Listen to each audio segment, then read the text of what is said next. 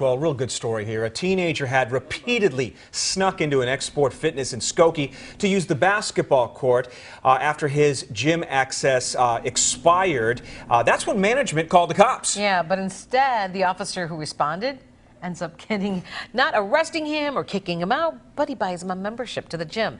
Joining us this morning from the Skokie Police Department is that officer, Mario Valenti. Thank you so much for coming on our show today and talking with us. This all started when you realized that the teenager, Vincent Gonzalez, just wanted to play basketball with his friends, and then you decided to jump in. That's right.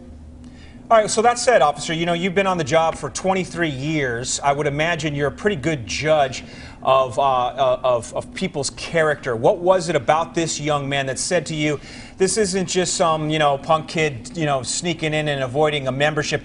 He's deserving of me reaching into my own wallet to foot the bill for a membership. What was it about him that struck you? Well, as we were walking off the basketball court towards the manager, I was talking to him, and just from speaking to him, you could tell he was just a quiet kid, and seemed like he was humble. And ultimately, I like to see kids off the street and playing basketball or doing some activity. What did he tell you that resonated with you, that you had to do more than just say, okay, nice, but you can't come in here. I'm going to actually pay for this? Well, he told me he couldn't afford the membership. His mom bought him a month, and then it expired. He couldn't afford it anymore. So, and it was August, I believe. And I asked him when he started school, and he was going to start school in about a month or two. So I just thought that maybe if I can get him a couple months of membership so that he could play ball until he gets into school, and now he's got something to occupy his time once he's in school. I didn't really have any idea it was going to turn into a 2-year membership, so that really worked out well.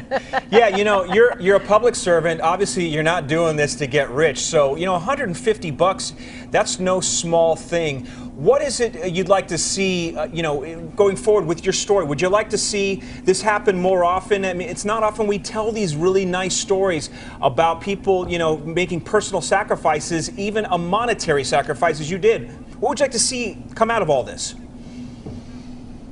Well, I was taken back by the coverage, all the news agencies that are covering it, because all you see is the negative stuff. So it's nice to see everybody, because stuff like this happens every day, in every agency. Stuff like this happens. It might not be a monetary contribution, but it could just be some nice gesture that a law enforcement officer does, and it happens every day. And it'll be nice for people to realize that there's good along with the bad.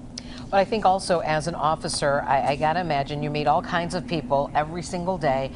Sometimes, and all times, I think it just proves that really listening to people, our fellow human beings, puts us more in touch with what other people are going through. And I think people have that perception that some officers can be unsympathetic, but you're proving them wrong. Well, yeah, I mean, ultimately, most of my job is dealing with good people having a bad day. It's not necessarily dealing with evil people. It's just good people down in their luck, and you're not seeing the best side of them. So it's important to remember that, because, the person you're dealing with might not be their true character. Officer Mario Valenti of the Skokie Police Department, thanks so much for getting up early and joining us. Appreciate it. Yeah, I love what he just said. Okay, thanks for having me. Yeah.